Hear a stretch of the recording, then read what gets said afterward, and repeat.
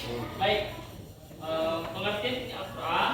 Al-Quran menurut seorang cendekiawan Quraisy Shihab, kata Al-Quran berasal dari kata qara'a yang ikra, ini sebuah bacaan, yang mana bacaan ini harus kita pahami, kita dengarkan dengan baik, simak, itu kita buat dalam kehidupan sehari-hari.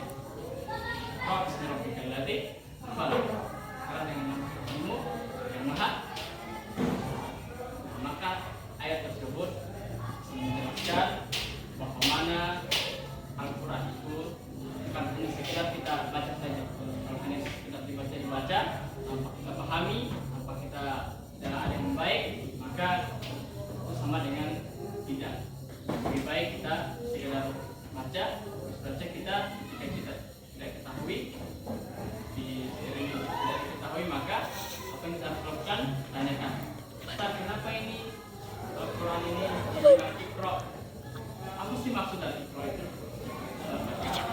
Ustaz, kalau beda Al-Quran dengan Quran ya? Beda Pak.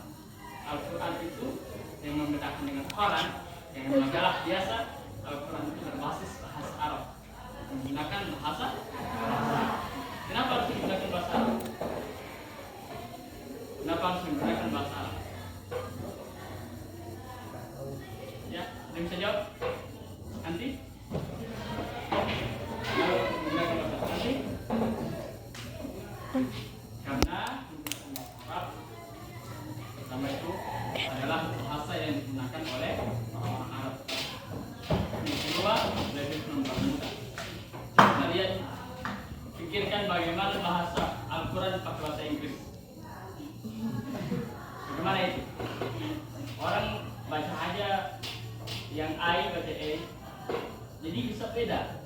Nah, makanya Al-Quran digunakan bahasa Arab untuk supaya lebih mudah. Al-Quran diturunkan kepada Nabi Muhammad SAW. Untuk apa? Untuk apa itu?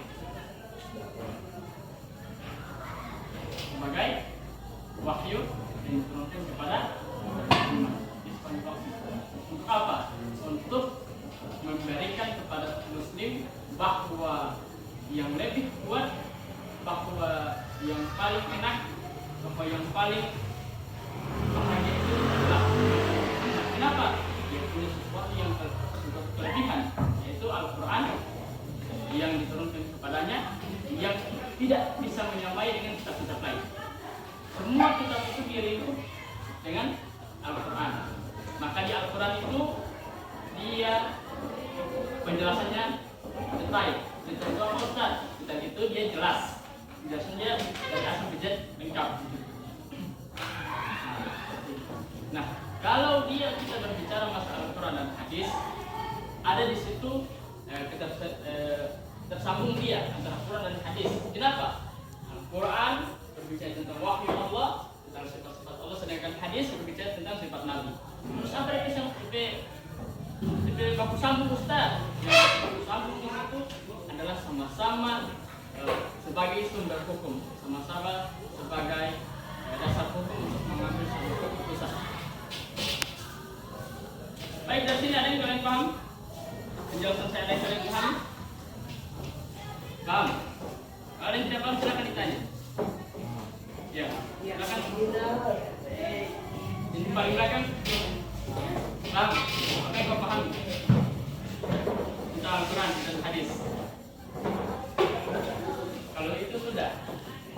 Kalau saya jadi guru, saya kasih nilai adik jadi 100 14 29.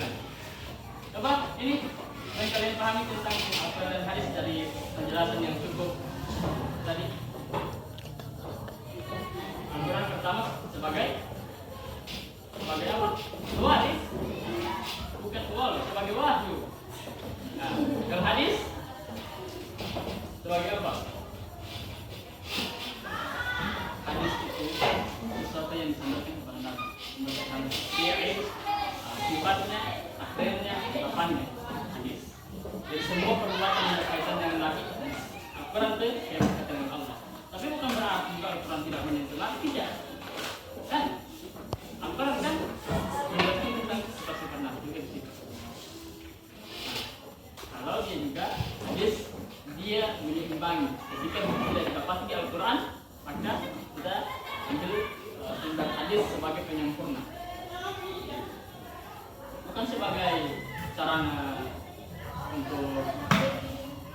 membantu orang, bukan untuk sarana sebagai untuk mengkafirkan orang. Jadi sebagai kita umat muslim mengatakan bahwa ini yang dimaksud dengan Al-Quran dan hadis, yaitu sifat-sifat Allah yang berkaitan dengan turun-turun Allah, sebagaimana yang saya sebutkan tadi.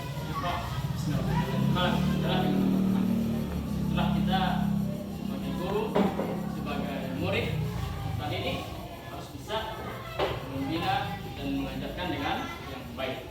Untuk apa itu Ustaz? Untuk supaya kita bisa mengetahui bahwa kita sebagai umat Islam bukan cuma KTP. KTP apa uti?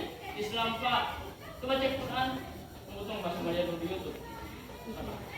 Nah, jadi yang ketika dia dinamakan Islam, maka kita harus bisa membaca Quran. Untuk bisa baca Quran ini, siapa guru Qurannya? Sadeni? Oh, beda-beda. Kalau guru saya, waktu saya masih peserta didik, santri di sini, guru saya itu Sadeni. Ya, guru saya itu Sadeni. Jadi Sadeni datang sini. Ini kelas taktis lah. Jadi kita kesini program taktis selama 1 tahun. Saya ikut kepala di 30 selama 1 tahun di sini. Dan setiap Sadeni masuk, orang mungkin sering catatan ada, tapi hafalan store itu diambil nilai. Jadi setiap store ayat-ayat demi ayat, store nilai tanda tangan selesai. Yang tidak tulis, semua saya kenal. Tapi seiring membangun zaman, maka yang dijelaskan oleh para guru kita itu sudah mulai lebih banyak, lebih lebar, lebih luas penjelasannya. Kalian paham ya yang saya bilang ini? Kalau dia paham bilang, Ustaz, saya tidak paham ini. Kenapa ini begini Ustaz? Aduh, Ustaz ini menjelaskan kepada kemari. Kalau ada yang tidak paham, bilang, saya jelaskan ulang. Oke? Apa yang dimaksud dengan bacaan? Bacaan itu apa yang dimaksud? Apa itu ikhraq? Bacaan. Apa yang harus dibaca?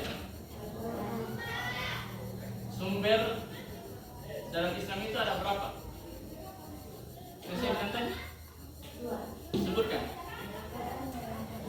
Mantap, sebut, tepuk tangan. Dia. Luar biasa. Siapa namamu? Hah? Ainun? Oh, Profesor Kamali Amin bawakan jadi terbang. Jawab dia. Oke? Kam, berapa itu? 5 menit. 1 menit lagi. Baik, saya sekilas. Dia sudah bisa jawab, silakan berdiri. Tapi berdiri, sebutkan salah satu beriman. Tapi saya acak, tidak berurut ya. Apa yang dimaksud dengan wahyu? Wahyu Al-Quran. Apa yang dimaksud dengan wahyu Al-Quran? Ya silakan. Boleh. Wahyu Al-Quran. Saya tahu. Jadi rukun iman kedua apa? Rukun iman kedua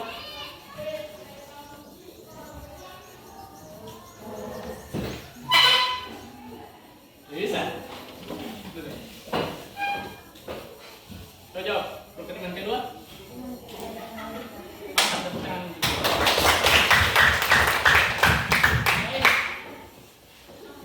Terakhir, sebelum saya mau keluar, saya pamit pulang ke rumah dan tidur selamat siang. Tidur selamat siang, bukan selama-lamanya. Selama-lamanya nanti saya baca.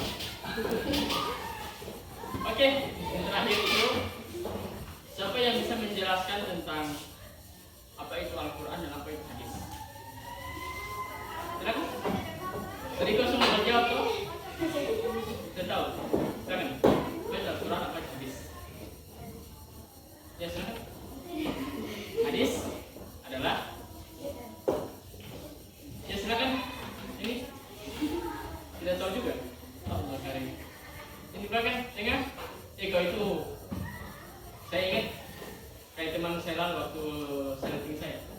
Congo.